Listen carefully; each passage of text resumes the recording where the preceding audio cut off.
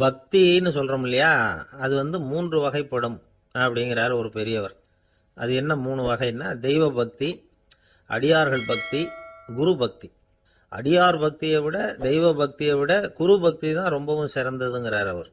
தெய்வத்துக்கிட்ட செஞ்ச பாவம் குருநாதர்கிட்ட தீர்ந்துருமா, குருநாதர்கிட்ட செஞ்ச பாவம் தெய்வத்துக்கிட்ட போனாலும் தீராதான். இப்படி பெரியவங்களாம் சொல்லி வச்சிருக்கிறாங்க. ஒரு காடு, அங்கே அயோத தௌமியர் அப்படின்னு ஒரு தபோதனர். அவர் பல மாணவர்களை ஒன்றா சேர்த்து ஒரு குருகுலம் நடத்திக்கிட்டு இருக்கிறார். பல தரப்பட்டவங்க, பல திறப்பட்டவங்க மாணவர்கள் அதில் சேர்ந்து படிச்சுக்கிட்டு இருக்கிறாங்க. பாஞ்சால ராஜகுமாரன் ஒருத்தனும் அந்த குருகுலத்தில் சேர்ந்து படிச்சுக்கிட்டு இருக்கிறான். அவன் பேர் ஆருணி. பெரிய இடத்து புள்ள, இருந்தாலும் படுப்பில் ரொம்ப கெட்டிக்காரனாக இருந்தான். அவன் தான் அங்கே முதல் மாணவன். ஒரு நாள் குருநாதர் அந்த அரசகுமாரனை கூப்பிட்டார். நம்ம குருகுலத்துக்கு சொந்தமான வயலில் தண்ணீர் பெருகி வெள்ளம் வந்து பயிரை வந்து அழிக்குதான், அதனால் நீ போய் மடையை அடைச்சிட்டு வந்துடும் அப்படின்னார். அந்த அரசகுமாரன் உடனே புறப்பட்டான். குருநாதர் சொல்லிட்டார்ல, உடனே புறப்பட்டான். நான் பெரிய இடத்து பிள்ளையாச்சே, ராஜகுமாரனாச்சே, ரொம்ப செல்வாக்கூட வளர்ந்தவனாச்சே, நான் போய் வயலில் இறங்கி வேலை செய்கிறதா அப்படின்னுலாம் அவன் நினைக்கல. குருநாதர் கட்டளையை நிறைவேற்ற வேண்டியது நம்ம கடமை அப்படின்னு நினச்சான். உடனே ஒரு மண்வெட்டியை தூக்கி தோளில் வச்சுக்கிட்டு புறப்பட்டு போயிட்டான். வயலுக்கு போனான். பார்த்தான், தண்ணி கரையை உடச்சிக்கிட்டு வயலுக்குள்ளே ஏகமாக பாஞ்சிக்கிட்டு இருக்குது. இவன் மண்வெட்டியால் களிமண்ணை புல்லோடு சேர்த்து புல் பத்த மாதிரி வெட்டி வெட்டி போட்டான். இருந்தாலும் மடையை அடைக்க முடியல. தண்ணி அதை மீறி வந்துக்கிட்டே இருக்குது. தண்ணி வந்து வேகமாக வயலுக்குள்ளே போய்கிட்டே இருக்குது. போடுற பத்தையெல்லாம் கரைஞ்சி கரைஞ்சி போயிட்டுருக்கு. இருந்தாலும் இவன் தன்னுடைய முயற்சியை கைவிடலை. வெட்டி வெட்டி போட்டுக்கிட்டே இருக்கிறான். காலையில் அங்கே போனவன் சாயந்தரம் வரைக்கும் இப்படி செஞ்சுக்கிட்டு இருக்கிறான். உடம்பும் மனசும் ரொம்பவும் சோர்ந்து போச்சு. இருந்தாலும் குருநாதர் இட்ட கட்டளையை நிறைவேற்றாமல் இருக்கிறோமேங்கிற ஒரு குறை அவனுக்கு இருக்குது. குரு கட்டளையை நிறைவேற்றாத நான் வந்து இன்னமும் இருக்கணுமா அப்படின்னு யோசனை பண்ண ஆரம்பிச்சிட்டான். என்ன செய்யலாம்னு பார்த்தான். நம்ம குருநாதர் இட்ட பணிக்காக இந்த உடம்பையே தியாகம் பண்ணலாம் அப்படின்னு முடிவு பண்ணான். தண்ணி பாயுதில்ல, அதுக்கு குறுக்க விழுந்து அப்படியே மடையை அடைச்சிக்கிட்டு அப்படியே படுத்துட்டான். இது மற்றவங்களுக்கு தெரியாது. அன்னைக்கு ராத்திரி ஒரு விளக்கு முன்னாடி உட்காந்து குருநாதர் பிள்ளைங்களுக்கு பாடம் சொல்லி கொடுத்துக்கிட்டு இருக்கிறார். வரிசையில் இருக்கக்கூடிய ராஜகுமாரனை காணலை. நம்ம ஆருணி எங்கே போனா அப்படின்னு சொல்லி மற்ற மாணவர்களை விசாரித்தார். இப்போ அவங்க சொன்னாங்க, சுவாமி, அவன் காலையில் வயலுக்கு வந்து மடையை அடைக்கிறதுக்காக போனான், நீங்கள் தான் போக சொன்னீங்க, இன்னும் திரும்பி வரல அப்படின்னு அவர் பையன். குருநாதர் உடனே ஒரு தீவெட்டி எடுத்துக்கிட்டு மாணவர்களை அழைச்சிக்கிட்டு வயலுக்கு போனார். அங்கே போய் பார்த்தா ஆளை காணும். ஆருணி ஆருணின்னு சொல்லி சத்தம் போட்டு கூப்பிட்டு பார்க்குறார். நான் இங்கே இருக்கேன் குருநாதா அப்படின்னு காலுக்கு அடியிலேருந்து ஒரு சத்தம் வருது. குனிஞ்சு பார்த்தா அவன் மடையில் படுத்துருக்கிறான். என்னப்பா இதுன்னார். காலையிலேருந்து இந்த மடையை அடைச்சி பார்த்தேன் சுவாமி, முடியல, அதனால் இப்படி குறுக்க படுத்துட்டேன். என்னை தாண்டறதுக்கு பயந்து போய் தண்ணியை தேங்கி நின்றுட்டுது அப்படின்னா. அவனுடைய குரு பக்தியையும் அவனை தாண்டறதுக்கு அஞ்சு நிற்கிற தண்ணி தேக்கத்தையும் பார்த்துட்டு எல்லாரும் ரொம்ப ஆச்சரியப்பட்டு போயிட்டாங்களாம். ஆருணி எழுந்திரிச்சு வா அப்படின்னு கூப்பிட்டாரான் குருநாதர். அவன் தண்ணீரை பொழந்துக்கிட்டு எழுந்திரிச்சு வந்தானான். அதனால அவனுக்கு வந்து உத்தாலகன் அப்படின்னு ஒரு பேர். உத்தாலகன்னா தண்ணீரை பிளந்தவன் அர்த்தம். அந்த உத்தாலகன் மாதிரி இந்த காலத்து மாணவர்களுக்கும் குரு பக்தி வேணும் அப்படின்னு சொன்னோம் ஒரு பள்ளிக்கூடத்தில். உடனே நிறைய மாணவர்கள் எழுந்திரிச்சு நின்னாங்க. சார், நீங்கள் எங்களை வந்து இன்னமும் சரியாக புரிஞ்சுக்கலன்னு நினைக்கிறோம். அன்னைக்காவது ஒருத்தன் அப்படி இருந்தான், இன்னைக்கு ஏகப்பட்ட உத்தாலகர்கள் இருக்கிறோம். எங்கள் வாத்தியார் கட்டளை இட்டா இப்போவே அது மாதிரி வயலுக்கு போய் மடையில் குறுக்கப்படுத்துக்கிறதுக்கு இந்த வகுப்பில் உள்ள அத்தனை பேரும் தயாராக இருக்கிறோம் அப்படின்னாங்க. அப்படியா அப்படின்னு சொல்லி கேட்டோம் ரொம்ப சந்தோஷமாக. ஒருத்தன் ரொம்ப அடக்கமாக எழுந்திரிச்சான். அப்புறம் சொன்னான், ஆமாம் சார், வகுப்பில் வந்து இவர் நடத்துகிற பாடத்தை கேட்டுக்கிட்டு இருக்கிறத விட பேசாமல் போய் மடையில் படுத்துடுறது ஒன்றும் கஷ்டமான காரியமாக இருக்காது, அதனால தான் எல்லாரும் அங்கே போகிறேன்னு சொல்கிறோம் அப்படிங்கிறான். ஒரு ஊரில் ஒரு ராஜா இருந்தார். அந்த ராஜாவுக்கு ஒரு மந்திரி. ராஜா ரொம்ப நியாயமானவர், நேர்மையானவர், கண்டிப்பானவர். தப்பு செய்கிறது யாராக இருந்தாலும் தண்டனை கொடுப்பார். வேண்டியவங்களுக்கு ஒரு நியாயம், வேண்டாதவங்களுக்கு ஒரு நியாயங்கிறதெல்லாம் அவர்கிட்ட கிடையாது. ஒரு சமயம் அரசவையில் இந்த அமைச்சரே வந்து விதிமுறைகளுக்கு புறம்பா ஏதோ நடந்துகிட்டு இருக்கார். மன்னருக்கு கோபம் வந்துட்டுது. உடனே அந்த அமைச்சரை கிட்டத்தில் கூப்பிட்டு அவர் கன்னத்தில் ஓங்கி ஒரு அறை கொடுத்துட்டாராம். உடனே அந்த அமைச்சர் என்ன பண்ணார் தெரியுமா, நேராக போனார். அங்கே நின்றுகிட்டு இருந்த இன்னொருத்தர் கன்னத்தில் ஓங்கி அரைஞ்சார். அறை வாங்கினவர் திகைச்சு போயிட்டார். இவர் ஏன் நம்மளை வந்து அரைகிறார் அப்படின்னு யோசனை பண்ணார். மன்னரும் திகைச்சு போயிட்டார். நாம இவரை அரைஞ்சா அதுக்காக இவரு போய் இன்னொருத்தரை அரையணுமா அப்படின்னு யோசனை பண்ணார் அவர். இவருக்கு என்ன பைத்தியமானு கூட நினைக்க ஆரம்பிச்சுட்டார். ஆனா என்ன ஆச்சுன்னா, அப்புறம் அமைச்சர் அவர் கவனிச்சுக்கிட்டு இருந்தாரா, அவர் இன்னொருத்தர் அரைஞ்சார் இல்லையா, அந்த அறை வாங்கின ஆசாமியை பார்த்து கத்திக்கிட்டு இருந்தார் யார் அமைச்சர். ஏன்பா என்கிட்ட அறைய வாங்கிட்டு இப்படி விவரம் இல்லாமல் நின்றுட்டு இருக்கிறிய, நான் உனக்கு கொடுத்ததை நீ வேற யாருக்கிட்டையாவது கொடுத்துரு அப்படின்னார். உடனே அந்த ஆள் பார்த்தான், தனக்கு அடுத்தபடியாக நின்றுக்கிட்டு இருந்தவனை ஓங்கி ஒரு அறை அரைஞ்சான். அவன் கண்ணத்தை தடவிட்டே யோசனை பண்ணான். இது ஏதோ புரிஞ்சுக்கிட்ட மாதிரி அடுத்தாப்புல நின்றுட்டு இருந்தவனை அரைஞ்சான். இப்படி இந்த அறை வந்து மாறி மாறி போய்கிட்டே இருக்குது. ஊரு பூரா பிரயாணம் பண்ண ஆரம்பிச்சுட்டுது. அன்னைக்கு ராத்திரி அந்த ராஜா படுக்கிறதுக்காக போனார். அந்த நேரம் பார்த்து அவர் கண்ணத்துல பலார்னு ஒரு அறை விழுந்தது. நம்மளே அரையிறது யாரு அப்படின்னு அதிர்ச்சியோட மன்னர் திரும்பி பார்க்கறாரு. அரைஞ்சது அவரோட மனைவி. என்னாச்சு உனக்குன்னு கத்துனார் ராஜா. உங்களுக்கு தெரியாதா, ஊர் பூரா ஒருத்தர் மாத்தி ஒருத்தர் மூலமா இந்த அறை வந்து பிரயாணம் பண்ணிட்டு வருது அப்படின்னாங்க அந்த அம்மா. அப்படின்னா ஆரம்பிச்ச இடத்துக்கே வந்துட்டுதா அப்படின்னாராம் மன்னர். என்ன சொல்றீங்கன்னு கேட்டிருக்காங்க. இவர் விவரத்தை சொன்னாராம். அப்படின்னா நீங்க ஆரம்பிச்சு வச்ச இந்த விளையாட்டை நான் முடிச்சு வச்சுட்டேன் அப்படின்னாங்களாம் அந்த அம்மா. மறுநாள் காலை மறுபடியும் அரசவை கூடிச்சு அந்த அமைச்சர் மன்னரை பார்த்து கேட்டார், என்ன மகாராஜா, என்கிட்ட கொடுத்ததை திருப்பி வாங்கிட்டீங்களா அப்படின்னாராம். இப்படி நடக்கும்னு நான் எதிர்பார்க்கவே இல்லைன்னார் மன்னர். ஆனா நான் எதிர்பார்த்தேன்.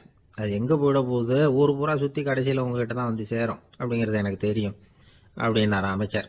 இந்த கதை வந்து வேடிக்கையா இருந்தா கூட இதில் உள்ள கருத்து முக்கியமானது. இந்த உலகத்துல பல கருத்துக்கள் இப்படிதான் மாறி மாறி சுத்தி வந்துகிட்டே இருக்குது. நம்மாலும் ஒருத்தன் தன்னுடைய நண்பன் ஒருத்தனை கடத்தெருவில் பார்த்தான். உடனே ஓடி போய் பலார்னு ஒரு அறை கொடுத்தானா. அவன் கண்ணத்தை தடவிட்டு ஏன்டா என்ன அரைஞ்சேன்னு கேட்டிருக்கான். நீ ஏன்டா என்ன முட்டாள்னு என் மனைவிட்ட போய் சொன்னேன் அப்படின்னு இருக்கான் அவன். உன்னை ஒரு முட்டாள்னு சொன்னதுக்காகவா நீ என்ன அரைஞ்ச அப்படின்னு கேட்டிருக்கான் இவன். டேய், நான் அதுக்காக அறையலப்பா, அது ஒரு பெரிய ரகசியம் நான் முட்டாளுங்கிறது. அந்த ரகசியத்தை நீ வந்து ஏன் எங்க வீட்டில் போய் சொன்னேன், அதுக்காக தான் அரைஞ்சேன் அப்படின்னு நானா. துருக்மேனியாவில் அஷ்காபாத் அப்படின்னு ஒரு நகரத்தில் ஒரு புவியியல் விஞ்ஞானி இருந்தார். அவரு ஒரு நாய்க்குட்டி வளர்த்தார். ஒரு நாள் முன்னிரவு நேரம் ஒரு மேஜைக்கு முன்னாடி உட்காந்து அந்த விஞ்ஞானி ஏதோ கணக்கு போட்டுக்கிட்டு இருக்கிறார். அவருக்கு ஒரு சின்ன பெண் குழந்தை, அது தொட்டிலில் தூங்கிட்டு இருக்குது. அந்த நாய்க்குட்டியும் ஒரு மூலையில் படுத்து அது பாட்டுக்கு தூங்கிட்டு இருந்தது. ஒரே அமைதி. அந்த நேரத்தில் திடீர்னு அந்த நாய்க்குட்டி துள்ளி எழுந்திரிச்சது. நேராக குழந்தைகிட்ட ஓடிச்சு. அந்த குழந்தைய அது போட்டிருந்த ட்ரெஸ்ஸோட சேர்த்து கவ்வி தூக்குச்சு. தூக்கிக்கிட்டு வாசல் பக்கம் ஓடிச்சு. நாய்க்குட்டி குழந்தைய கவ்வி தூக்க முடியுமாங்கிற சந்தேகம் உங்களுக்கு இல்லையா? நீங்கள் வந்து நம்ம ஊர் நாய்க்குட்டியவே பார்த்து பழக்கப்பட்டிருக்கீங்க, அதனால் நம்புறதுக்கு சிரமமாக இருக்கும். அந்த ஊர்ல எல்லாம் அது வந்து ரொம்ப ஸ்ட்ராங்காக இருக்கும், ஒரு ஏதோ கண்ணுக்குட்டி மாதிரி இருக்கும். விஞ்ஞானி அதை பார்த்துட்டார். உடனே அந்த நாய்க்கு வந்து வெறி பிடிச்சிட்டுதுன்னு முடிவு பண்ணிட்டு தன்னோட கை துப்பாக்கி எடுத்துக்கிட்டு ஓடி வந்தார். அவர் வெளியில வந்து நாய்க்குட்டி எங்க அப்படின்னு பார்த்து தேடுறார். அந்த நேரத்தில் அந்த வீடு வந்து இடிஞ்சு விழுது. காரணம் பூமி அதிர்ச்சி. இப்படி பூமி அதிர்ச்சி உண்டாக போகுதுங்கிறது அந்த நாய்க்குட்டிக்கு முன்னாடியே தெரிஞ்சு போச்சு. அதுதான் குழந்தைய தூக்கிட்டு வெளியில ஓடி வந்திருக்குது. அது மூலமா அந்த குடும்பத்தையே காப்பாத்தி இருக்குது அந்த நாய்க்குட்டி. இந்த சம்பவம் நடக்கிறதுக்கு 3 நாளைக்கு முன்னாடியே சில பிராணிகளுக்கு இப்படி நடக்க போகுதுங்கிறது தெரிஞ்சிருக்குதான். ஆமா, அந்த நகரத்துல 3 நாளைக்கு முன்னாடியே பாம்பு, பல்லி இதெல்லாம் அது தங்கியிருந்த வலையை விட்டு வெளியில ஓடி வந்துட்டுது. அதே மாதிரி அங்க இருந்த புறாவெல்லாம் பறந்து போயிடுச்சான். இதே மாதிரி யுகோஸ்லோவியாவில் கூட ஒரு நகரம், அங்க ஒரு நாள் ராத்திரி ஒரு மிருக காட்சி சாலையில திடீர்னு ஒரு பெரிய கலவரம், கூச்சல், குழப்பம். அங்க இருந்த கழுதை, புலி, யானை, பறவை எல்லாம் கண்ணாபின்னான்னு கத்த ஆரம்பிச்சுட்டுது. நீர் யானை அதுக்குன்னு போட்டிருந்த தடுப்பையே தாண்டி குதிச்சு வெளியில வந்துட்டுதான். மறுநாள் தான் எல்லாருக்கும் விஷயம் புரிஞ்சுது. அடுத்த நாள் காலையில அங்க பூமி அதிர்ச்சி உண்டாயிட்டுது. இப்ப பாருங்க, அதாவது மனுஷனை போய் தீர்க்க தரிசி அது இதுன்னு சொல்லிட்டு இருக்கிறோம். இவனை விட அது பரவாயில்லைன்னு தோணுது. அதாவது மிருகங்கள் ஒன்று நடக்க போகுதுங்கிறத முன்னாடியே புரிஞ்சுக்குதே. சரி, இதெல்லாம் எப்படி அது முன்கூட்டி புரிஞ்சுக்குது? அதுதான் படைப்பு ரகசியம். அதை கண்டுபிடிக்கிறதுக்கு தான் மனுஷன் வந்து ஆராய்ச்சி பண்ணிட்டு இருக்கிறான். விஞ்ஞானிகளோட ஆராய்ச்சியெல்லாம் ஒரு பக்கம் இருக்கட்டும், வீட்டுக்குள்ளேயே சில ஆராய்ச்சி பண்ணி பாருங்களேன். இப்ப சில யோசனை சொல்லி அதை சோதனை பண்ணி பாருங்க அப்படின்னு ஒருத்தர் சொன்னாராம். அதாவது இப்ப மழை வருமா வராதா அப்படின்னு தெரிஞ்சுக்கணுமா, உடனே ஒரு பூனைக்குட்டி பின்னாடியே மெதுவா போய் அது என்ன செய்யுதுன்னு கவனிச்சு பார்க்கணும். பூனைக்குட்டி தன்னோட பாதத்தினால சுகத்துல வந்து அப்படி கீறிக்கிட்டு இருக்கும். அப்படி கீறினா கண்டிப்பா மழை வரும். சில சமயம் பூனைக்குட்டி அப்படி மல்லாந்து படுத்துக்கிட்டு பாதத்தை உயர தூக்கும், அப்படியும் எப்படியும் புரளும். இப்படி செஞ்சதுன்னா அன்னைக்கும் மழை இருக்காது. அதனால முன்னாடி இருந்தது மழை வர்றதுக்கு அறிகுறி, இது மழை இல்லைங்கிறதுக்கு அறிகுறி. பறவைகள், பிராணிகள் இதுகளோட நடவடிக்கைகளை பார்த்துட்டு அதையெல்லாம் அடிப்படையாக வச்சு தான் காலநிலையை கண்டுபிடிக்கிற கருவிகளை கண்டுபிடிச்சிருக்கிறாங்க. வாத்து இருக்குல்ல, சில சமயம் தன்னோட அழகை தன்னோட இறகுகளில் அப்படியே புதைச்சிக்கும். அப்படி செஞ்சா குளிர்காலம் வரப்போகுதுன்னு அர்த்தம். பருவநிலை குளிரா மாறப்போகுதுங்கிறதுக்கு இதுதான் அறிகுறி. சிட்டுக்குருவி இருக்குதுல்ல, அதெல்லாம் புழுதியில் உழுந்து புரளும், சிறகுகளை படபடன்னு அடிச்சுக்கும். அப்படி செஞ்சால் மழை வரப்போகுதுன்னு அர்த்தம். ஒன்று மட்டும் நாம் நல்லா தெரிஞ்சுக்கணும், இயற்கையின் சீற்றம்னு சொல்கிறோம் இல்லையா, இயற்கை ஏன் நம்ம மேலே கோவப்படுது? இயற்கையை நாம் அனுசரித்து போகிறதில்ல, அதனால் கோவப்படுது. காடுகளை அழிக்கப்படாது, விலங்குகளை கொல்லக்கூடாது, இயற்கை ஏற்படுத்தி வச்சிருக்கிற சமநிலையை கெடுக்கக்கூடாது. அதை புரிஞ்சுக்கிட்டு வாழ்ந்தோம்னா பூமியும் நடுங்காது, நாமளும் நடுங்க வேண்டிய அவசியம் இருக்காது. ஒருத்தர் இருந்தார், சாராய கடைக்கு போனாராம், நிறைய சாப்பிட்டார். அப்புறம் சொன்னார், இது ரொம்ப அற்புதமான சரக்கு போல இருக்கு, உள்ளே போன உடனே இந்த பூமியே நடுங்கிறது மாதிரி இருக்கு எனக்கு அப்படின்னாராம். இதுக்கு கடைக்காரர் சொல்லியிருக்கார், நீங்கள் சாப்பிட்டது வெறும் பச்சை தண்ணி தாங்க, இப்போ ஏற்பட்டிருக்கிறது நிஜம் பூமி அதிர்ச்சி அப்படின்னா. இன்பம் துன்பம் இது ரெண்டும் சேர்ந்தது தான் வாழ்க்கை. இது எல்லாரும் சொல்லிட்டு இருக்கிற ஒரு உண்மை. அது சரி, இது ரெண்டும் வர்றதுக்கு என்ன காரணம்? துறவி ஒருத்தர் யோசிச்சு பார்த்துருக்கார்.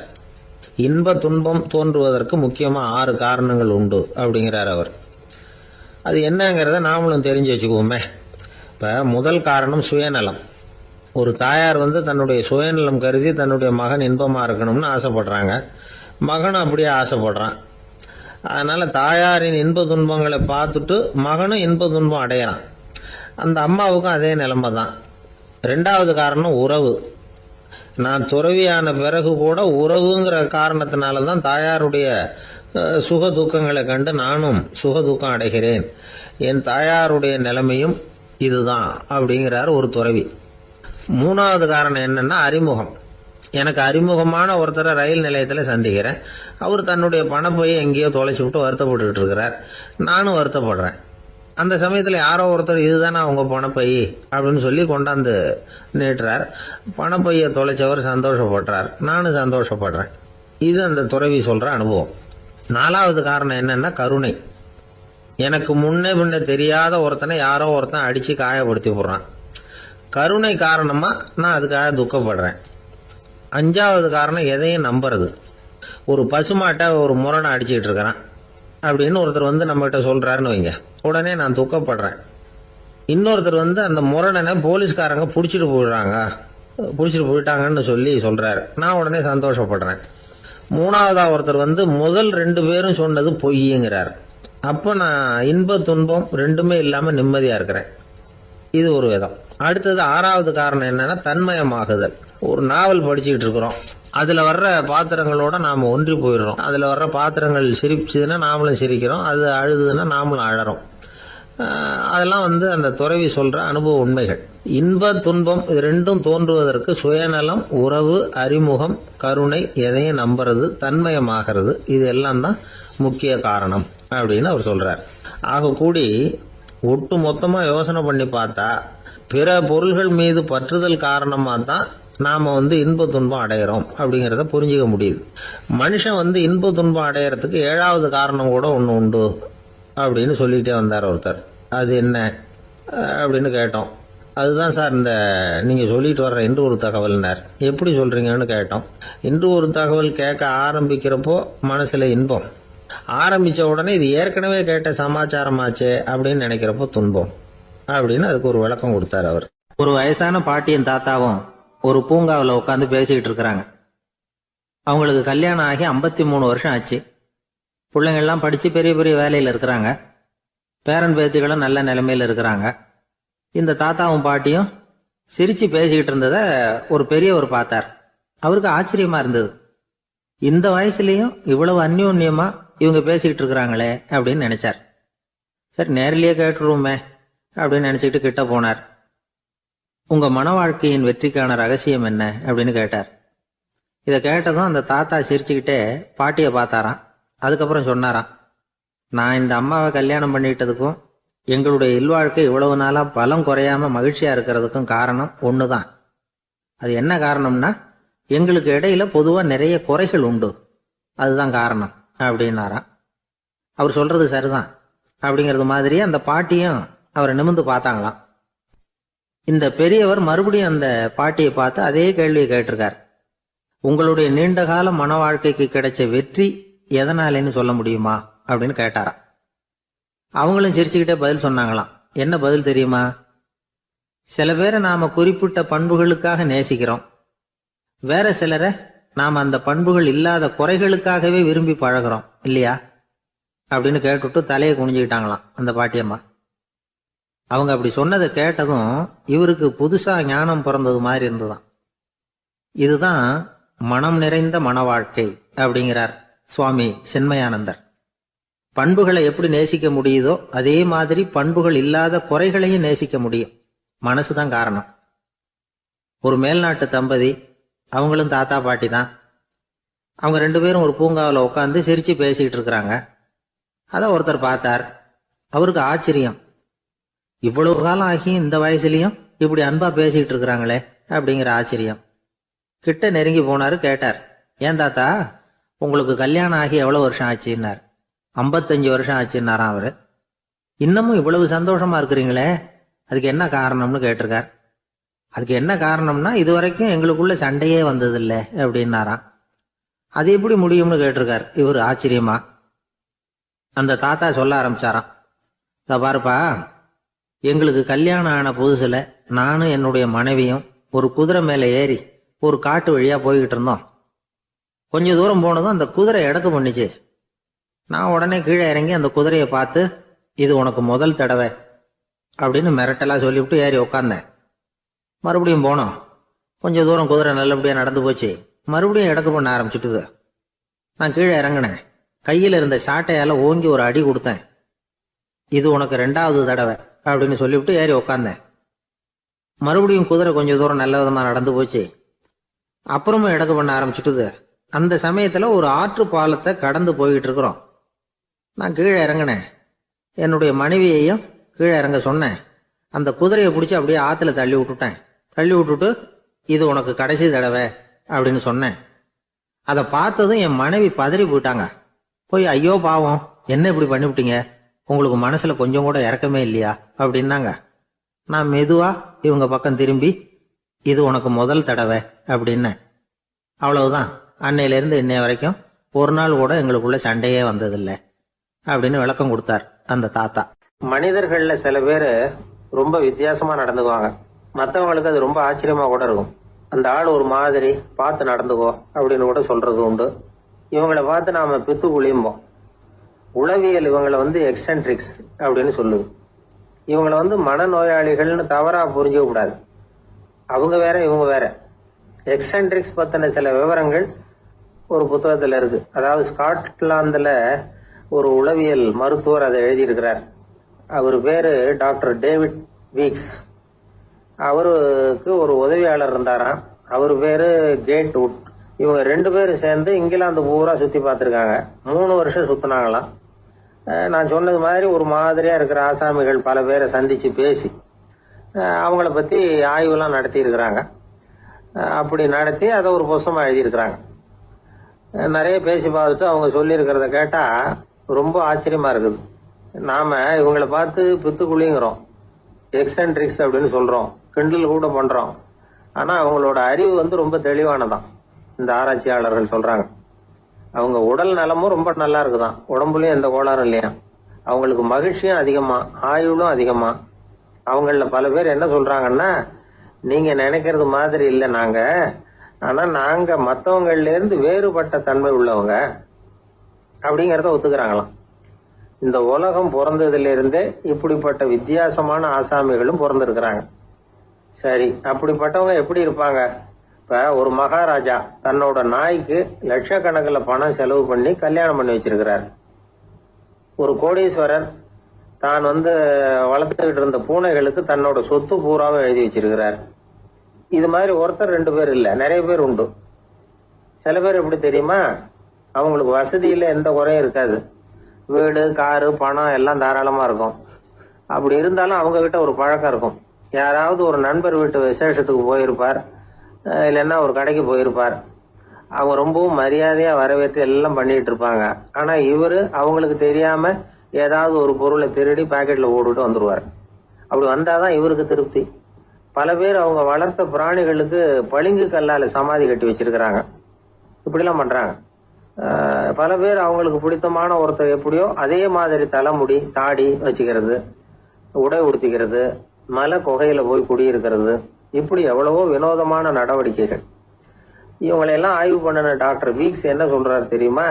பொதுவா இவங்க உயர்ந்த புத்திசாலிகளா இருக்கிறாங்க. ஒருமைப்பட்ட மனம், கருமையுமே கண்ணான பண்பு, தனிமையை நாடுற மனப்பான்மை எல்லாம் இவங்களுக்கு உண்டு. அவங்கள பல பேர் அவங்க பெற்றோருக்கு முதல் குழந்தை அல்லது ஒரே குழந்தை இப்படிதான் இருக்கிறாங்க. இது மாதிரியானவங்க பெண்கள் ஒரு பங்குன்னா ஆண்கள் 2 பங்கு. இவங்கெல்லாம் ஆக்கப்பூர்வமான செயல் செய்யறாங்க. அப்படிப்பட்டவங்களா தான் இருக்கிறாங்க. அடுத்தவங்க கிட்ட அன்பு காட்டுறவங்களா இருக்கிறாங்க. உற்சாகம் ஊட்டுறவங்களா இருக்கிறாங்க. அவங்களுடைய ஆக்கப்பூர்வமான பணிகளுக்கு ஊக்கம் கொடுத்தா அவங்க மன சந்தோஷமும் உடல் நலமும் பெருகும், ஆயுளும் கூடும்.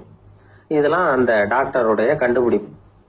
பித்துக்குளித்தனத்துக்கும் மனநோய்க்கும் வித்தியாசம் உண்டுங்கிறத சொல்றதுதான் இந்த தகவல். அதனால ரெண்டும் ஒண்ணுன்னு நினைச்சிடக்கூடாது. ஒரு நண்பன் ஒருத்தனை பத்தி சொல்றோம். அவன் எந்த வகைன்னு நீங்களே முடிவு பண்ணுங்களேன்.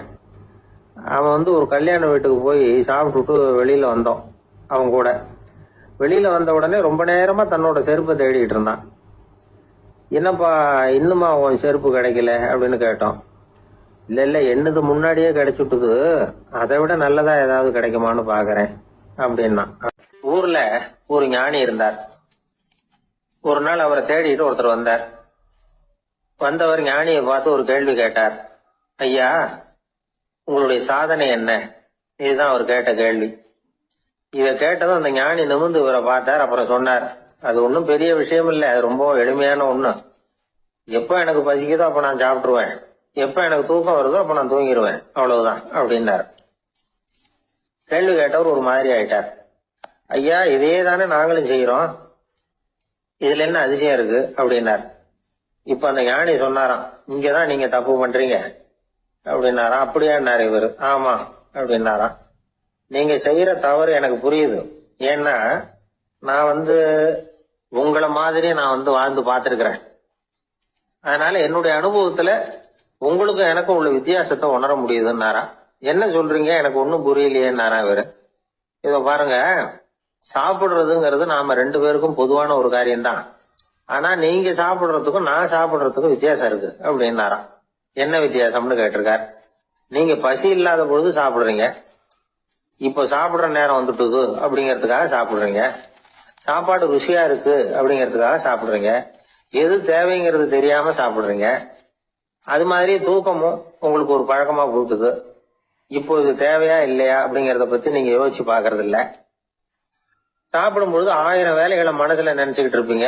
அதனால அது சாப்பிடுதலா இருக்காது. அதே மாதிரி நீங்க தூங்கும் பொழுதும் அது தூங்குதலா இருக்காது. ஏகப்பட்ட கனவுகள் வரும்.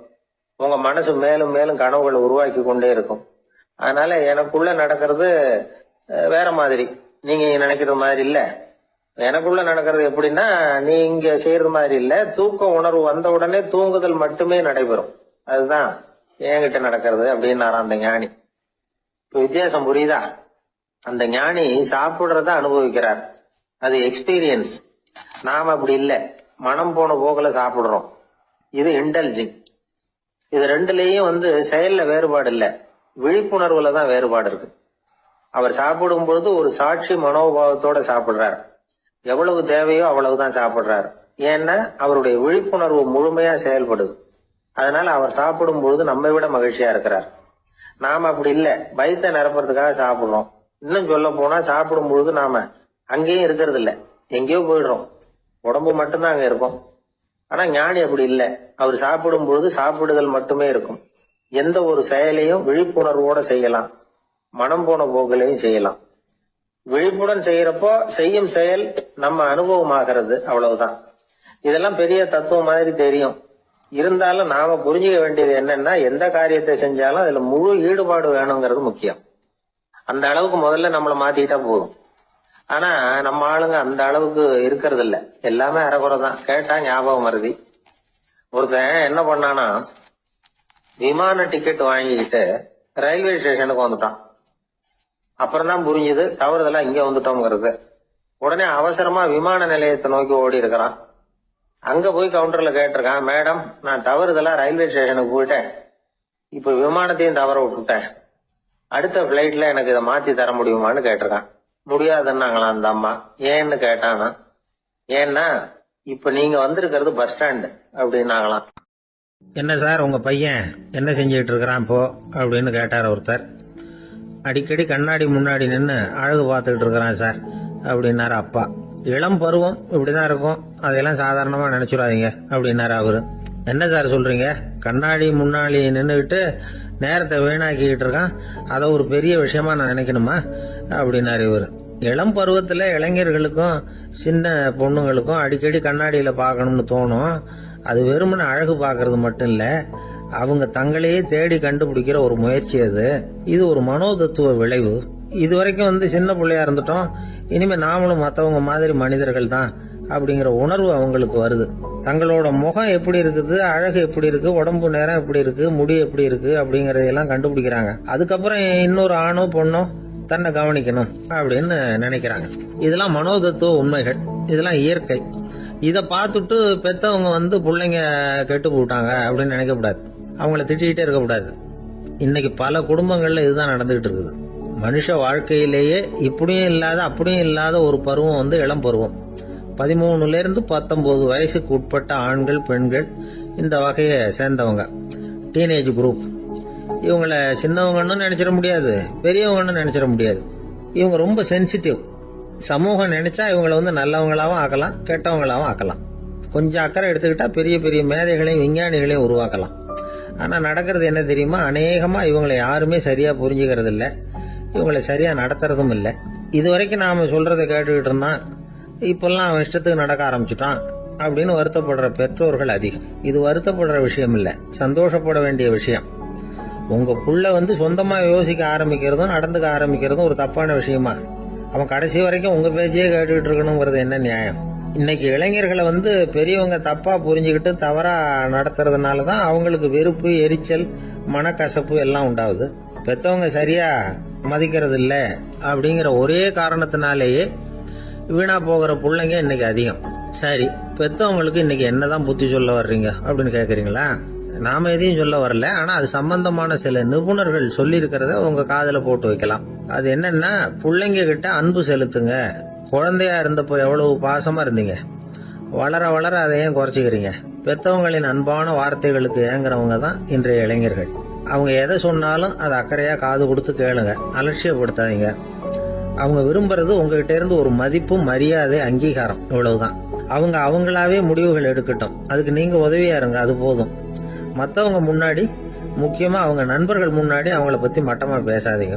அவங்க கிட்ட பொய் சொல்லக்கூடாது. நீங்க சொன்னது பொய்ன்னு தெரிஞ்சு போச்சுன்னா உங்க பேர்ல அவங்களுக்கு இருக்கிற மதிப்பு போயிடும், நம்பிக்கை போயிடும். அவங்களுக்கு முன்னாடி நீங்க சண்டை போடக்கூடாது. உங்க பிள்ளைய எப்பவும் இன்னொரு பிள்ளையோட ஒப்பிட்டு பேசுற வேலையே வேணாம். கூட பிறந்த மத்தவங்களோட கூட ஒப்பிடக்கூடாது. இப்படி செஞ்சா அவன் உங்ககிட்டயும் பிரியமா இருக்க மாட்டான், அவங்க கிட்டயும் பிரியமா இருக்க மாட்டான். புள்ள எங்க போறான், என்ன பண்றான் அப்படின்னு எல்லாம் துப்பறிஞ்சிட்டு இருக்கக்கூடாது. இளைஞர்கள் தனிமையை விரும்புறவங்க. அவங்கள பெட்டியில வச்சு மூடி பாதுகாக்கணும்னு நினைக்கக்கூடாது. அவங்கள எப்படி பாதுகாக்கிறது அப்படிங்கறது அவங்களுக்கே தெரியும். உங்க புள்ள எப்படி நடந்துக்கணும்னு நீங்க எதிர்பார்க்கறீங்களோ அது மாதிரி நீங்க நடந்து காட்டுங்க, அது போதும். ஒரு வீட்டுல அப்பாவும் அம்மாவும் பேசிட்டு இருக்கிறாங்க. என்னங்க, நம்ம பொண்ணு பெரியவளாயிட்டா, அடிக்கடி கண்ணாடி முன்னாடி போய் நின்றுகிட்டு இருக்கிறா, சீக்கிரமா ஒரு பையனை பார்த்து கல்யாணத்தை முடிக்காம இப்படி மசன்னு கல்லு மாதிரி உட்காந்துருக்கிறீங்களே அப்படின்னு சத்தம் போட்டாங்க அந்த அம்மா. அவசரப்படாத, பாக்கிறதுக்கு கண்ணுக்கு அழகா லட்சணமா புத்திசாலியா ஒரு பையன் கிடைக்க வேணாமா, அதுதான் பாத்துக்கிட்டு இருக்கிறேன் அப்படின்னாரு அப்பா. இதுக்கு அந்த அம்மா சொல்றாங்க, எங்க அப்பா இப்படி எல்லாம் நினைச்சுக்கிட்டு இருந்திருந்தா எனக்கு கல்யாணமே ஆயிருக்காது தெரியுமா அப்படின்னாங்களாம். சீடன் வெளியூர் புறப்படுறதுக்கு தயாரா இருந்தான். ரொம்ப தூரம் போக போறான், திரும்பி வர நாளாகும். புறப்படுறதுக்கான ஆயத்த வேலைகள்ல ஈடுபட்டு இருந்தான். அந்த சமயம் பார்த்து இன்னொரு சீடன் அவங்கிட்ட வந்தான். நம்ம குரு உன்னை அழைச்சிட்டு வர சொன்னார், வா அப்படின்னு கூப்பிட்டான். இவன் உடனே புறப்பட்டு போனான். குருநாதரை பார்த்தான், அவர் காலில் விழுந்து வணங்கினான். வணங்கிவிட்டு எழுந்திரிச்சான். அவ்வளவுதான். குரு ஏதாவது உபதேசம் பண்ணுவாருன்னு எதிர்பார்த்தான். ஆனா நடந்தது என்ன தெரியுமா? குரு அவனுக்கு ஓங்கி ஒரு அடி கொடுத்தார். எதிர்பாராம இந்த அடியை வாங்கினதும் அந்த சீடன் அதிர்ந்து போயிட்டான். பக்கத்துல இருந்த மற்ற சீடர்களும் திகைச்சு போய் நின்னுட்டாங்க. அடி வாங்கின சீடனுக்கு மனசுக்குள்ள குழப்பம், நாம என்ன தப்பு பண்ணணும், புறப்படுற நேரத்துல இப்படி குரு கிட்ட அடி வாங்குற மாதிரி ஆயிட்டுதே அப்படின்னு நினைச்சு மனசுக்குள்ள ரொம்ப வேதனைப்பட்டான். கொஞ்சம் துணிச்சலை வரவழைச்சுக்கிட்டு குருநாதர்கிட்டயே கேட்டுட்டான், சுவாமி, நான் என்ன தப்பு பண்ணினேன்? என்ன இப்படி அடிச்சுட்டீங்களே, ஒரு வார்த்தை கூட உங்களை எதிர்த்து நான் பேசினது இல்லையே, இவ்வளவு காலமா உங்க விருப்பத்துக்கு விரோதமா ஒரு காரியம் கூட நான் செஞ்சது இல்லையே, வந்ததும் வராததுமா ஒண்ணுமே சொல்லாம என்ன அடிச்சுட்டீங்களே, குருவே நான் செஞ்ச குற்றம் தான் என்ன அப்படின்னு கண்ணீரோட பரிதாபமா கேட்டானா அந்த சீடன். ஆனா அந்த குரு முகத்துல கொஞ்சம் கூட கோபம் இல்லை.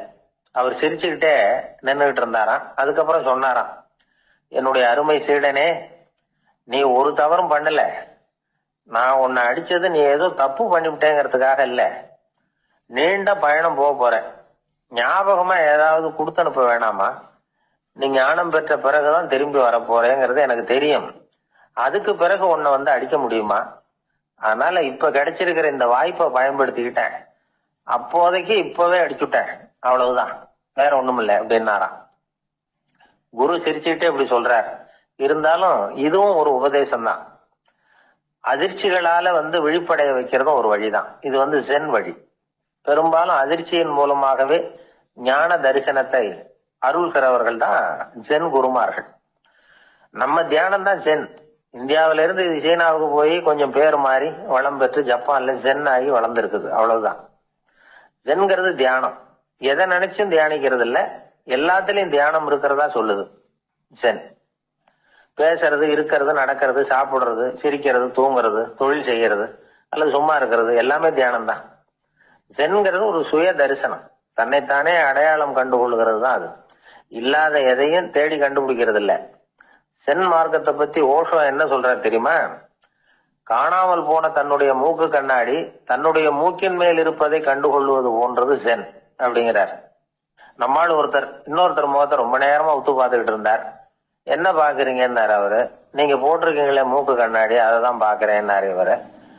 நீங்க அப்படி பாக்குறதுக்கு விசேஷ காரணம் ஏதாவது உண்டான்னு கேட்டார் இவர். உண்டுன்னார். என்னன்னு கேட்டார். நேத்திக்கு காணாம போன என்னோட மூக்கு கண்ணாடி அது அப்படின்னாராம் இவர். ஒரு ஊர்ல ஒரு ராஜா இருந்தார்.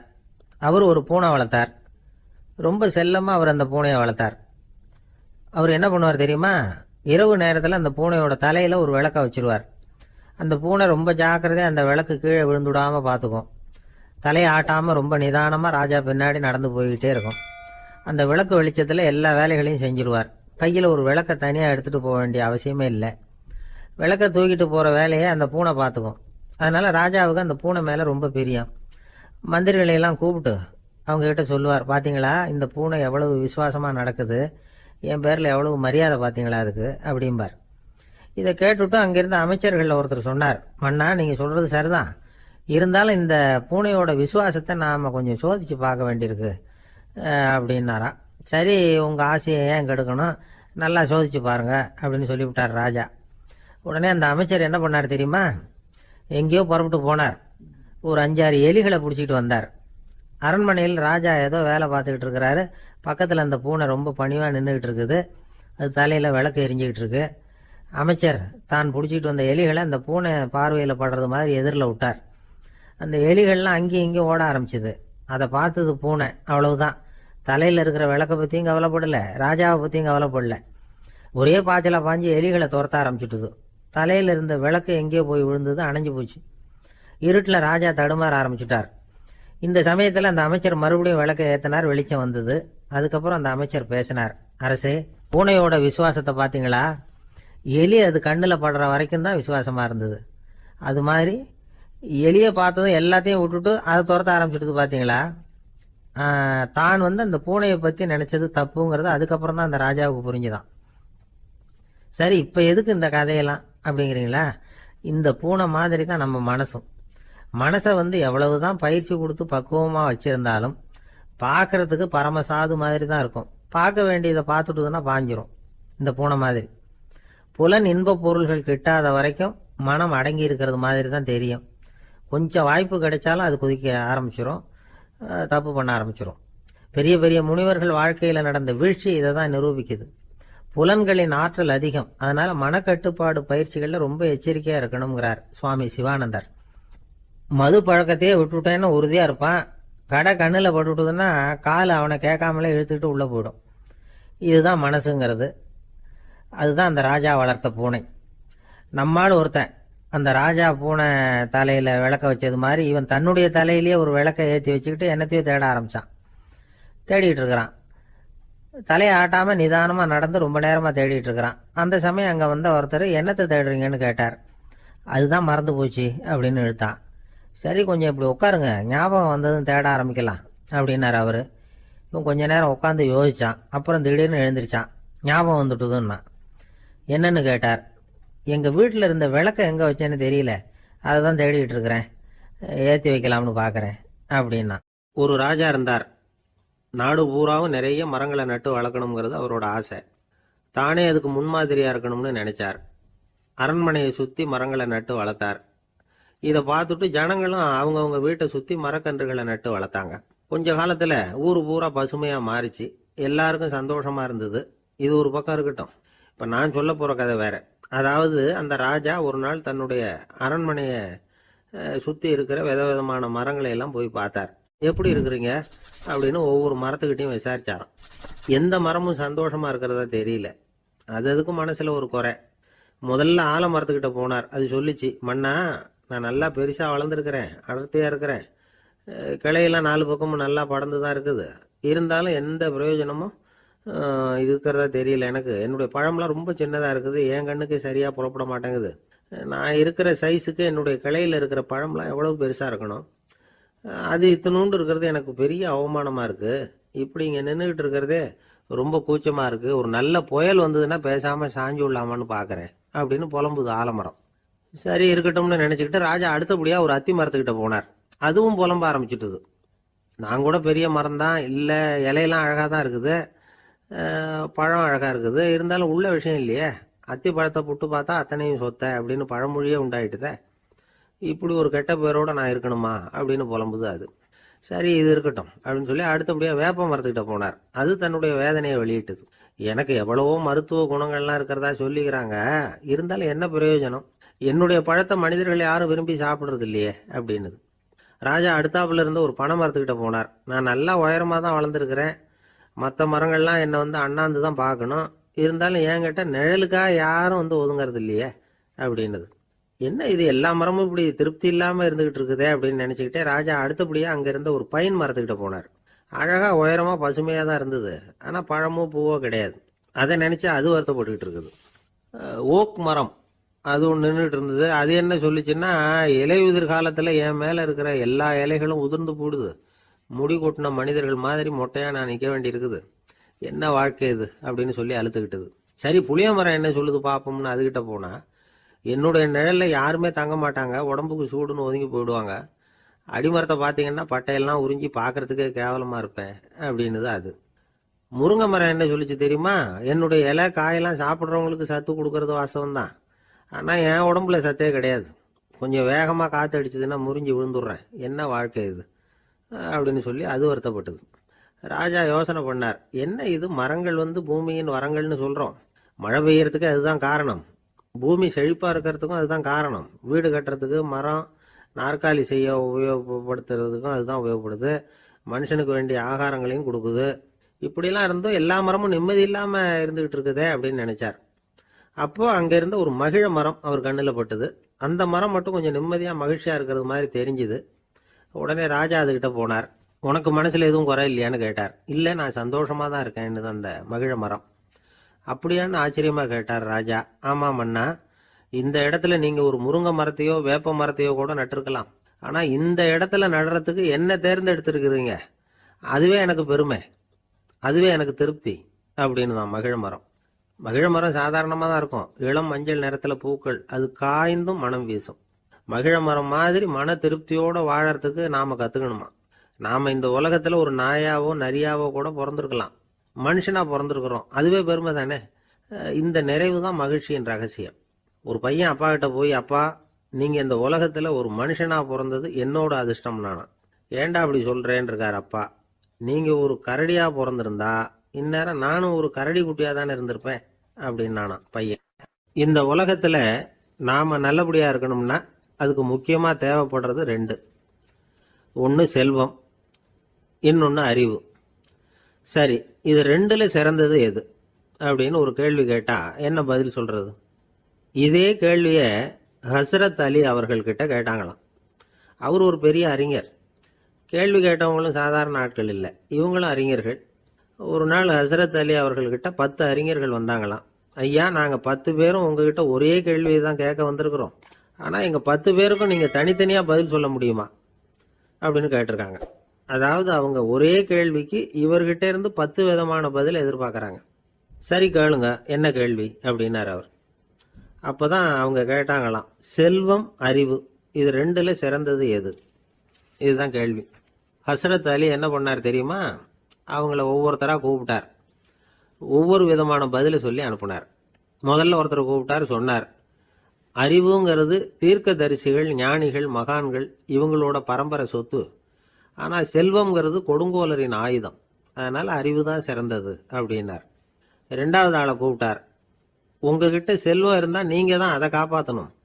ஆனால் அறிவு உங்களை எப்பவும் காப்பாற்றும். ஆகவே அறிவு தான் சிறந்தது அப்படின்னார். மூணாவது ஆளை கூப்பிட்டார். செல்வந்தனுக்கு எப்போதும் விரோதிகள் அதிகம், ஆனால் அறிஞனுக்கு நண்பர்கள் அதிகம். அதனால் அறிவு தான் சிறந்ததுன்னார்.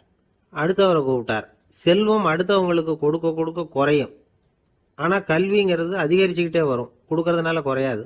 அதனால் அறிவு தான் சிறந்ததுன்னார். இன்னொருத்தரை கூப்பிட்டார். அறிவுள்ளவன் எப்பவும் அதை அடுத்தவங்களுக்கு வாரி வழங்கிக்கிட்டே இருப்பான். அதனால் அவங்ககிட்ட தாராளத்தன்மை இருக்கும். ஆனால் செல்வந்தன்கிட்ட கஞ்சத்தனம் தான் இருக்கும். அதனால் அறிவு தான் சிறந்ததுன்னார். ஆறாவது நபரை கூப்பிட்டார். செல்வத்தை கள்வர்கள் திருடிட்டு போக முடியும், ஆனால் அறிவை அப்படி திருடிட்டு போக முடியாது அப்படின்னார். ஏழாவது நபரை கூப்பிட்டார். செல்வம் கால ஓட்டத்தில் அழிஞ்சிரும், ஆனால் அறிவை கால ஓட்டம் ஒன்றும் பண்ண முடியாது. ஆகவே அறிவே சிறந்ததுன்னார். எட்டாவது ஆளை கூப்பிட்டு சொன்னார், செல்வத்துக்கு எப்பவும் எல்லை உண்டு, நிறை உண்டு, அளவு உண்டு, கணக்கு உண்டு. ஆனால் அறிவுக்கு அப்படிப்பட்ட எல்லை எதுவும் கிடையாது. அதனால் அதுதான் சிறந்ததுன்னார். அடுத்தவனை கூப்பிட்டார். செல்வம் உள்ளத்தில் உள்ள ஒளியை போக்கிவிடும், இருட்டை உண்டாக்கிவிடும், விரிந்த மனப்பான்மையை குறுகலாக்கிவிடும். ஆனால் அறிவு அப்படி இல்லை, இருண்ட உள்ளத்தில் ஒளியை பாய்ச்சி அதை விசாலப்படுத்துது. அதுதான் சிறந்ததுன்னார்.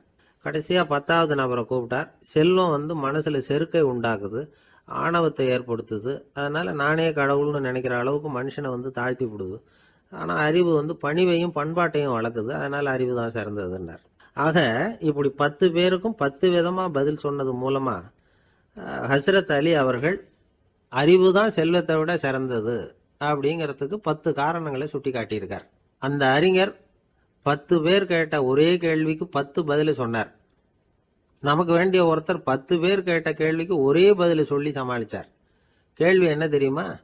என்கிட்ட வாங்கின கடனை எப்பயா திருப்பி கொடுக்க போற?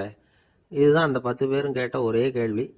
இந்த மாதம் 26ஆம் தேதி தந்துடுறேன் அப்படிங்கிற ஒரே பதில் சொல்லி அவ்வளவு பேரையும் இவர் அனுப்பி வச்சுட்டாராம். எல்லாரும் போனதுக்கு அப்புறம் இவரை தனியாக கூப்பிட்டு கேட்டிருக்கிறாங்க. அது என்ன சார் கணக்கு, 26ஆம் தேதி அன்னைக்கு என்ன அதிசயம் நடக்க போகுது அப்படின்னு கேட்டிருக்காங்க. அதிசயம் அன்னைக்கு இல்லை, அதுக்கு முத நாளே நடக்க போகுதுன்னாராம். விவரமாக சொல்லுங்கன்னு இருக்காங்க. வேற ஒன்றும் இல்லைங்க, 26ஆம் தேதி தானே எல்லாரையும் வர சொல்லியிருக்கிறேன், அதுக்கு முத நாளே நான் புறப்பட்டு தலைமறைவாயிட போறேன் அப்படின்னாராம் ரொம்ப பெருமையா. ஒரு தடவை கலைவாணர் NS கிருஷ்ணன் பேராசிரியர் கல்கியை சந்திச்சு பேசிக்கிட்டு இருந்தாராம். கலைவாணர் கல்கியை பார்த்து, எனக்கு கதை எழுத ஆசையா இருக்கு, எப்படி எழுதுறதுன்னு கேட்டாராம். கதை எழுதுறதுக்கு 4 மை வேணும்னாராம் கல்கி. அப்படியா, அப்படின்னா என்னென்ன கலர் மை அப்படின்னு கேட்டிருக்காரு கலைவாணர் சிரிச்சுக்கிட்டே. நான் சொன்னது கலர் மை இல்லை, அது வேற மை. அதாவது கதை எழுதுறதுக்கு தேவைப்படுகிற 4 மை எதுன்னா, 1 திறமை, 2 பேணாமை, 3வது தனிமை, 4வது பொறுமை அப்படின்னாராம். உடனே கலைவாணர், உங்க யோசனை அருமை அப்படின்னாராம். அதுதான் கலைவாணர். பொதுவா எழுத்தாளர்கள் எழுதுற மாதிரி நடந்துக்கிறது இல்லை, ஆனா கலைவாணர் என்ன சொல்லுவாரோ அதே மாதிரி நடந்துக்குவார். எல்லாருக்கும் எல்லாம் கிடைக்கணுங்கிற கருத்தை சினிமா படங்கள்ல வலியுறுத்துவார். அதே மாதிரி நடைமுறை வாழ்க்கையிலேயே எல்லாருக்கும் எல்லாமும் கொடுப்பார். பணம், பதவி, புகழ் இப்படி எதுவுமே இல்லாத ஒரு சாதாரண மனுஷனா இருந்தா கூட இவர் மனுஷனுக்கு கொடுக்குற மரியாதையில கொஞ்சமும் குறைச்சல் இருக்காது. இந்த குணம் சாதாரணமா எல்லாருக்கும் இருக்கிறது இல்லை. அவரு சினிமா தியேட்டருக்கு போய் சினிமா பாக்குறது வழக்கம். அவரு வந்திருக்கிறாருங்கிறது தெரிஞ்சா போதும், வெளியில பிச்சைக்காரங்க கூடிடுவாங்க. இது அவருக்கு தெரியும். வெளியில நம்மளை நம்பி ஒரு கூட்டம் காத்துக்கிட்டு இருக்குமேன்னு நினைப்பார். உடனே ஒரு 100 ரூபா நோட்டை கொடுத்து சில்லறையா மாத்திட்டு வர சொல்லுவார். படம் முடிஞ்சு வெளியில வர்றப்போ சில்லறையோட வருவார். எல்லாருக்கிட்டையும் கொடுத்துருவார். ஏன்னா எல்லாரும் தேடிட்டு வருவாங்க அவரை.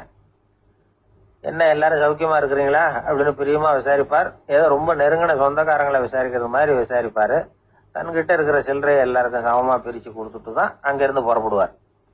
ஒரு நாள் அது மாதிரி புறப்படுற சமயத்துல ஒரு சின்ன பையனுக்கு சில்லறை எதுவும் கிடைக்கல கொடுக்கறதுக்கு. இது கலைவாணருக்கு தெரியாது. கார்ல ஏறி புறப்பட்டு போயிட்டார். அந்த பையன் காரை பிடிச்சிக்கிட்டு பின்னாடியே ஓடிச்சாந்துருக்கிறான்.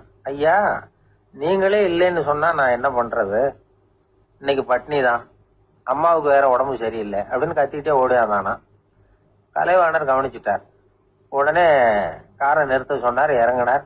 அந்த சின்ன பையனை கட்டி பிடிச்சிக்கிட்டு என்ன மன்னிச்சுக்கப்பா, நான் கவனிக்காம வந்துட்டேன் அப்படின்னு சொல்லி அழ ஆரம்பிச்சுட்டாராம். இன்னொரு தடவை இதே மாதிரி ஒரு தியேட்டர்ல இருந்து வெளியில வந்திருக்கிறார். ஒரு ஆள் அவர்கிட்ட வந்து நின்றுருக்கார். அவர் கொடுக்கறதுக்கு இவர்கிட்ட பணம் இல்லை. பணம் இல்லையாப்பா அப்படின்னாராம். உங்ககிட்டயே இல்லையா அப்படின்னாராம் அவரு. கலைவாணருக்கு மனசு ரொம்ப சங்கடமா போச்சு. உடனே புறப்பட்டு வீட்டுக்கு போனார். அங்க இங்க தேடி பார்த்து அங்க இருந்த கொஞ்சம் நெஞ்ச சில்லறை எடுத்தார். காரு டிரைவரை கூப்பிட்டார். தியேட்டர் வாசல்ல நின்றுகிட்டு இருந்த ஆசாமியோட அங்க அடையாளங்களை சொன்னார். காரை எடுத்துட்டு போய் அந்த ஆளை கண்டுபிடிச்சு இந்த காசை கொடுத்துட்டு வா அப்படின்னு அனுப்பி வச்சாராம். பிச்சை போடுறதுக்காக காரை அனுப்புனதாக வேற யாரை பத்தியாவது நீங்க கேள்விப்பட்டிருக்கிறீங்களா? அவர் ஒரு வித்தியாசமான மனிதர், வித்தியாசமான கலைஞர். கலைவாணரோட சகோதரர் கல்யாணம் நடந்தது. அதுல தியாகராஜ பாகவதர் கச்சேரி முடிஞ்ச உடனே அதுல சம்பந்தப்பட்ட கலைஞர்களுக்கெல்லாம் கலைவாணர் பரிசுகள் கொடுக்கிறார்.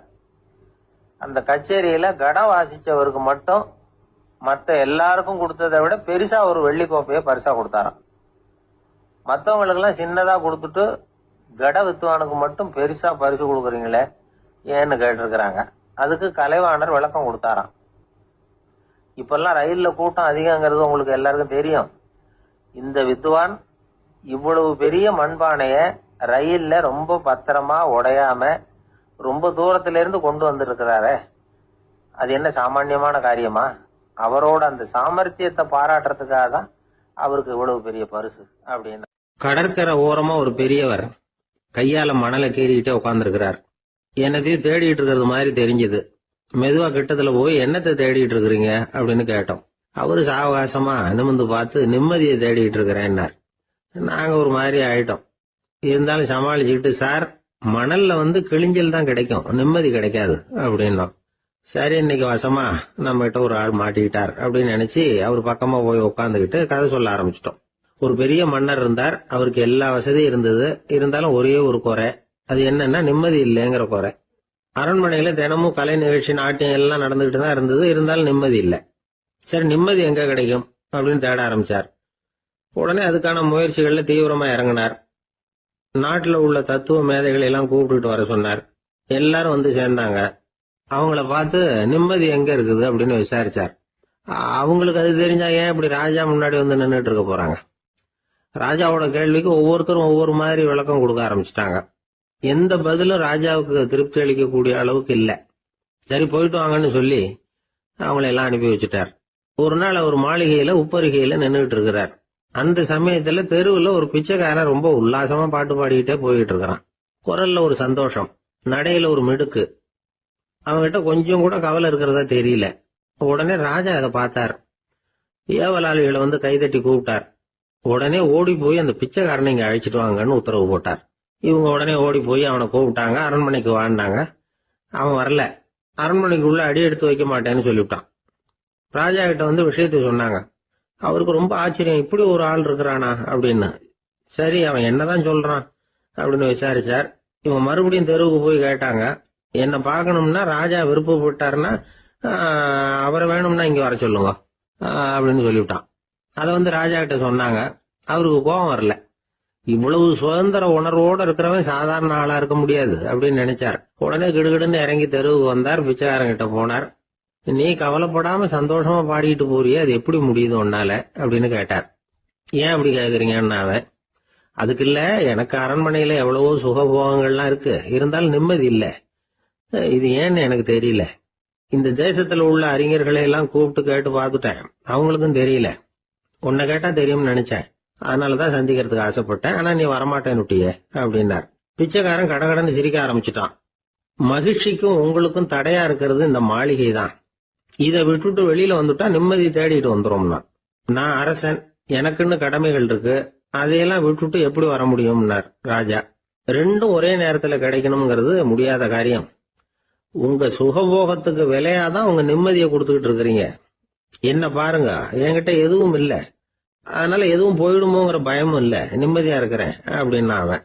ராஜா உடனே சந்தோஷப்பட்டு தன்னுடைய மேலங்கியை எடுத்து அவனுக்கு பரிசா கொடுத்தாராம். அவன் சிரிச்சுக்கிட்டே அதை வாங்க மாட்டேன்னு விட்டானான். இதை நீங்க எனக்கு கொடுக்கறதுனால எந்த பயனும் இல்ல, அதே நேரத்துல அதை வாங்கிட்டேன்னா அடுத்த வினாடியிலிருந்து அதை எப்படி காப்பாத்துறதுங்கிற கவலை எனக்கு வந்து சேர்ந்துரும், அப்புறம் தூக்கம் வராது, நிம்மதி போயிடும் அப்படின்னு சொல்லிவிட்டு அவன் பாட்டுக்கு சந்தோஷமா பாடிக்கிட்டே போயிட்டான்.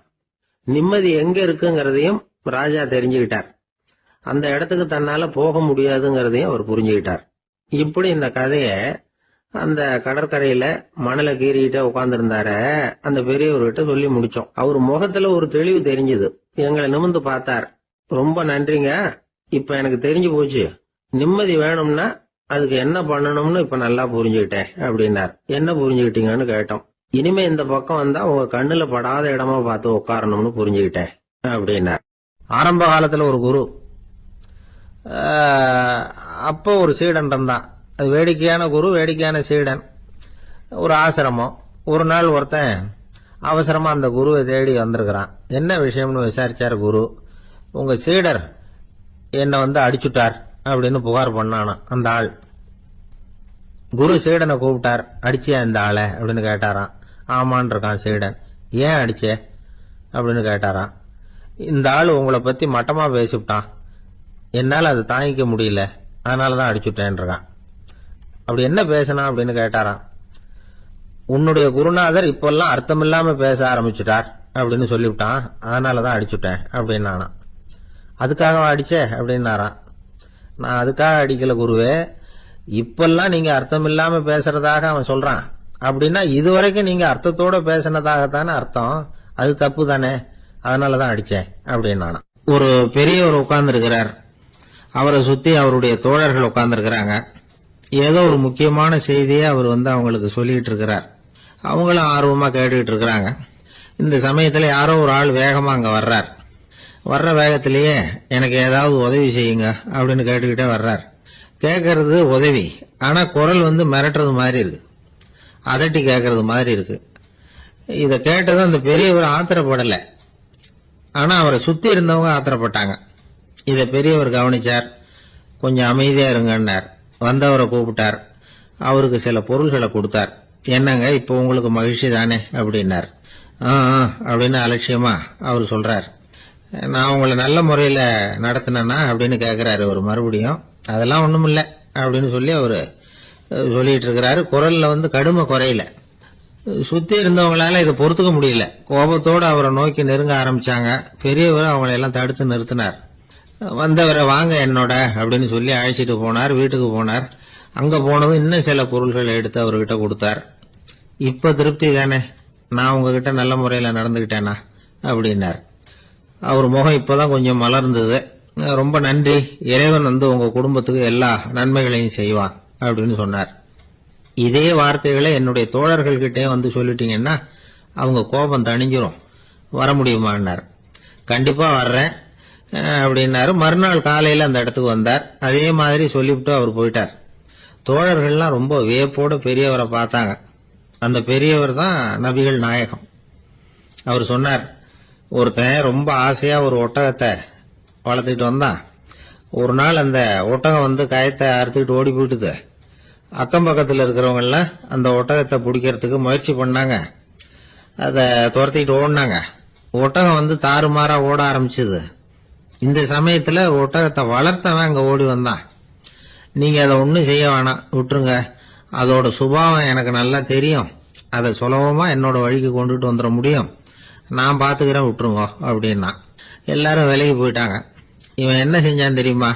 கொஞ்சம் புல்ல கையில எடுத்துக்கிட்டு அந்த ஒட்டகத்தை நெருங்கினா, அவ்வளவுதான். அது ஓடி இவன் காலடியில் உட்காந்துக்கிட்டது. செல்லமா அதை அப்படியே தடவி கொடுத்தான். முதுகுல ஏறி உட்காந்துக்கிட்டான். அது பாட்டுக்கு சாதுவா நடந்து போகுது. இந்த கதையை நபிகள் நாயகம் தம்முடைய தோழர்களுக்கு சொல்றார். ஒட்டகத்தை மட்டும் இல்ல, சில மனிதர்களையும் கூட சில விதத்துல அணுகிதான் அவர்களை சீர்திருத்த வேண்டியிருக்குது அப்படிங்கறத அவங்களுக்கு உணர்த்தினார். இது ஒரு அழகான உளவியல் அணுகுமுறை. சில குடும்ப தலைவர்கள் கூட இந்த ஒட்டகம் மாதிரி நடந்துகிறது உண்டு, அப்புறம் அடங்கி போறதும் உண்டு. ஒரு குடும்ப தலைவர் காலையில எழுந்திரிச்சதுல இருந்து சத்தம் போட்டு கத்திக்கிட்டு இருப்பார். பக்கத்துல இருந்தவங்கலாம் ஓடி போய் சமாதானம் பண்ணி பார்த்தாங்க. அவர் ஓயறது மாதிரி தெரியல. கடைசியில் அவர் மனைவி வந்தாங்க. நீங்க எல்லாம் விலைக்கு போயிடுங்க, அவரு சுபாவம் எனக்கு தெரியும், நான் பாத்துக்கிறேன் அப்படின்னாங்க. சரின்னு எல்லாரும் போயிட்டாங்க. சாயந்தரமா பாக்குறாங்க, அவர் சத்தம் இல்லாம ஒரு மூலையில உட்கார்ந்துருக்கிறார். ரொம்ப சாதுவா. ஆச்சரியமா இருந்தது. என்னம்மா பண்ணீங்கன்னு கேட்டாங்க. அது ஒண்ணும் இல்லைங்க, ஒரு வேளை சாப்பாட்டை நிறுத்தினேன், பட்னி போட்டேன், அவ்வளவுதான் அப்படின்னா. ஒரு ஆளு வேகமா நடந்து போய்கிட்டு இருந்தான். அவன் வேகமா நடக்கிறதுக்கு காரணம் வெயில் காலம், காலில் செருப்பு இல்லை, மணல் பாதை, அதுதான் வேகம். காலில் செருப்பும் இல்லாம கையில குடையும் இல்லாம அந்த ஆளு வெயில்ல நடந்து போய்கிட்டு இருக்கிறான். அந்த சமயத்துல இன்னொருத்தன் குதிரை மேல ஏறி அந்த வழியா வந்துகிட்டு இருக்கிறான். அவன் காலில் செருப்பும் இருந்தது, கையில குடையும் இருந்தது. நடந்து போய்கிட்டு இருந்தவன் அந்த குதிரை ஆசாமியை பார்த்து கேட்டான், ஐயா, நீங்களும் குதிரை மேல உட்காந்துக்கிட்டு போய்கிட்டு இருக்கிறீங்க, அப்படி இருக்கிறப்போ உங்களுக்கு அந்த செருப்பு என்னத்துக்கு? அதை எனக்கு கொடுத்து உதவலாமே அப்படின்னா. குதிரை மேல உட்காந்துருந்தவன் யோசனை பண்ணி பார்த்தான். இவன் சொல்றது நியாயம்தானே அப்படின்னு சொல்லி தன்னுடைய செருப்பை கழட்டி அந்த வழிபோக்கனுக்கு கொடுத்துட்டான். ரொம்ப நல்லதுங்க அப்படின்னு சொல்லி இவன் அதை வாங்கி காலில் மாட்டிக்கிட்டான். அதுக்கப்புறம் மறுபடியும் ஆரம்பிச்சான், ஐயா, நீங்க குதிரையில போறதுனால போக வேண்டிய இடத்துக்கு வேகமா போய் சேர்ந்துருவீங்க, அதனால உங்க கையில் அந்த குடை என்னத்துக்கு? நான் நடந்து போயிட்டு இருக்கிறவன், ரொம்ப நேரம் நடக்க வேண்டியிருக்கும் இந்த வெயில்ல, அதனால அந்த குடையையும் எனக்கு கொடுங்களேன் அப்படின்னா. குதிரை வீரன் யோசனை பண்ணி பார்த்தான். இதுவும் நியாயம்தானே அப்படின்னு அவனுக்கு தோணுச்சு. உடனே இறக்கப்பட்டு தன் காலில் இருந்த செருப்பை கொடுத்தது மாதிரியே தன் கையில் இருந்த குடையையும் இவங்கிட்ட கொடுத்துட்டான். அதுக்கப்புறம் அவன் நிம்மதியா புறப்பட்டான். இப்ப மறுபடியும் கை தட்டி அவனை நிறுத்தினான். கீழே நின்றுட்டு இருந்தவன், என்னப்பா, ஏன் என்ன நிறுத்தின? இன்னும் ஏதாவது வேணுமா உனக்கு அப்படின்னா குதிரையில இருந்தவன். இவன் மெதுவா வாயை திறந்து அந்த குதிரையையும் என்கிட்ட கொடுத்துருங்களேன்னா. அந்த குதிரை வீரன் இப்போ ஒரு கணம் யோசனை பண்ணி பார்த்தான். உடனே என்ன பண்ணான் தெரியுமா? தன்கிட்ட இருந்த குதிரை சவுக்கை எடுத்தான். குதிரை சவுக்கால அந்த ஆளை வாங்குவாங்கன்னு வீசி தள்ளிவிட்டான். இவ்வளவு சவுக்கடியும் வாங்கிக்கிட்டு இந்த ஆள் என்ன பண்ணான் தெரியுமா? சிரிக்கிறான். அடி வாங்கிட்டு யாராவது சிரிப்பாங்களா? குதிரை வீரனுக்கு ஒன்றும் புரியல. என்னப்பா அது, ஏன் இப்படி அடி வாங்கிட்டு இப்படி சிரிக்கிறியே அப்படின்னு கேட்டான். இப்ப அந்த வழிபோக்கன் சொல்றான், ஐயா, நான் இப்படி சிரிக்கிறதுக்கு காரணம் இருக்கு.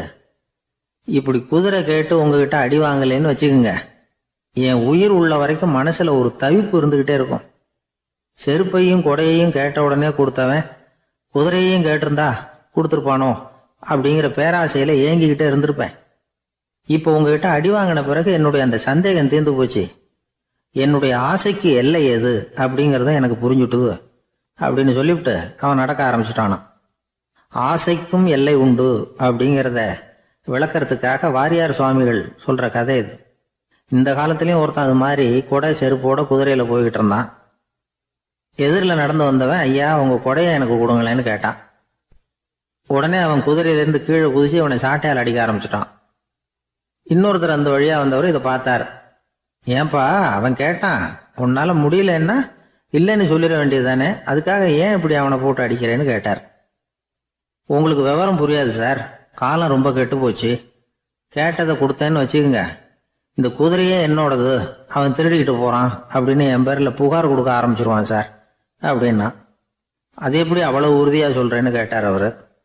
ஏற்கனவே அது மாதிரி ஒருத்தன் பேர்ல புகார் கொடுத்துட்டு தான் இந்த குதிரையை நான் தள்ளிட்டு வந்துகிட்டு இருக்கிறேன் அப்படின்னார்.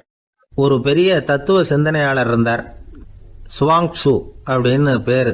அவருடைய மனைவி ஒரு நாள் திடீர்னு காலமாயிட்டாங்க. ஐயோ பாவம், அவர் ரொம்ப வருத்தப்படுவார், போய் ஆறுதலாக 4 வார்த்தை பேசிவிட்டு வரலாம் அப்படின்னு நினச்சிக்கிட்டு நிறைய பேர் அவரை தேடிட்டு வந்தாங்களாம். வந்தவங்களுக்கு ஆச்சரியம், ஏன்னா இவர் வருத்தப்பட்டுக்கிட்டு இருப்பார் அப்படின்னு தானே எதிர்பார்த்தாங்க. அப்படி இல்லை, தாளம் போட்டுக்கிட்டு உட்காந்துருக்கிறார். தாளத்துக்கு தகுந்த மாதிரி பாட்டு வேற பாடிக்கிட்டு இருக்கிறார். என்ன மனுஷன் இவர், கொஞ்சம் கூட கவலை இல்லாமல் இப்படி இருக்கிறாரு அப்படின்னு நினைச்சாங்க. ஒருத்தர் துணிஞ்சு அவர்கிட்ட கேட்டுவிட்டார், என்னங்க இது இப்படி அப்படின்னு. அதுக்கு அவர் என்ன சொன்னார் தெரியுமா? இதை பாருங்க, என்னுடைய மனைவி பிறக்கிறதுக்கு முன்னாடி அவளுக்கு உயிரும் கிடையாது, உடலும் கிடையாது. அதுக்கு பிறகுதான் உயிர் வந்தது, உடல் வந்தது, அந்த உருவம் வந்தது. இப்போ என்ன ஆச்சு? அந்த உருவமும் உயிரும் போயிட்டுது, அவ்வளவுதானே. வந்தது போயிட்டுது. இளவேனில் காலம், இலையுதிர் காலம், பனிக்காலம், இப்படி பருவங்கள் மாறி மாறி வருது இல்லையா? அது மாதிரி பிறப்பும் இறப்பும் மாறி மாறி வருது. இது இயற்கை. இதுக்காக அழுதா அது எப்படி அப்படின்னாராம். ஞான தெளிவு அடைஞ்சவங்களுக்கு எல்லாமே சுகம்தான். திருவள்ளுவரும் அதைத்தான் சொல்றார். உறங்குவது போலும் சாக்காடு, உறங்கி விழிப்பது போலும் பிறப்பு. தூங்குறதுக்கெல்லாம் நாம் வருத்தப்பட்டுக்கிட்ட இருக்கிறோமா? இன்னைக்கு தூங்க வேண்டியிருக்குதே, இன்னும் கொஞ்சம் நேரத்தில் நான் தூங்க வேண்டியிருக்கு அப்படின்னு சொல்லி யாராவது அழுதுகிட்டு இருப்பாங்களா? அதனால் இந்த உலக வாழ்க்கையினுடைய இயல்பை யதார்த்தத்தை நாம் தெளிவாக புரிஞ்சுக்கணும். அப்படி புரிஞ்சுக்கிட்டா நாம் கவலை இல்லாமல் வாழ முடியும். ஒரு வயசான தாத்தா பாட்டி 60 வருஷத்துக்கு முன்னாடி அவங்களுக்கு கல்யாணம் ஆச்சு. ஒன்றாவே வாழ்ந்தாங்க, ஒன்றாவே இறந்து போனாங்க. இப்போ அவங்க 2 பேரும் சொர்க்கத்துக்கு போய் சேர்ந்தாங்க. அங்கே எல்லா வசதியும் இருந்தது. ஒரு பெரிய பங்களாவே இவங்களுக்கு ஒதுக்கி கொடுத்தாங்களாம். இதுக்கு எவ்வளவு வாடகைன்னு கேட்டார் தாத்தா. வாடகையெல்லாம் கிடையாது, இலவசம் அப்படின்னார் அங்கே இருந்தவர். அந்த வீட்டுக்கு பின்னாடி ஒரு பெரிய புல்வெளி இருந்தது. இதில் விளையாட ஏதாவது கட்டணம் உண்டான்னு கேட்டிருக்கார் தாத்தா. அதெல்லாம் ஒன்றும் கிடையாது, பணம்லாம் கட்ட வேண்டியதில்லை அப்படின்னார் அவர். பக்கத்தில் ஹோட்டல் மாதிரி ஒரு பெரிய கட்டடம், உள்ள சாப்பாட்டு மேஜைகள், அது மேலே விதவிதமான பலகாரங்கள். சாப்பாட்டுக்கெல்லாம் எவ்வளவு அப்படின்னு விசாரிச்சாராம் தாத்தா. அதுதான் சொன்னேனே, இங்கே எல்லாமே இலவசம்தான். எது வேணும்னாலும் சாப்பிட்லாம், எவ்வளவு வேணும்னாலும் சாப்பிட்லாம் அப்படின்னாராம். நீங்கள் சொல்கிறீங்க அப்படி, ஆனால் நான் சர்க்கரை சேர்த்துக்கக்கூடாது, உப்பு சேர்த்துக்கக்கூடாது, பாட்டி கையால் எப்பவும் பத்திய சாப்பாடு தான் அப்படின்னாராம் தாத்தா. இதை பாருங்கள், இங்கே உங்களுக்கு அந்த கவலையும் வேண்டியதில்லை. இங்கே நீங்கள் ஸ்வீட்டு சாப்பிட்லாம், காரம் சாப்பிட்லாம், உங்களுக்கு எந்த நோயும் வராது அப்படின்னாராம் அங்கே சொர்க்கத்தில் இருந்தவர். இதை கேட்ட உடனே அந்த தாத்தா பக்கத்தில் நின்ன பாட்டியை பார்த்து கத்தினாராம், அடி பாவி,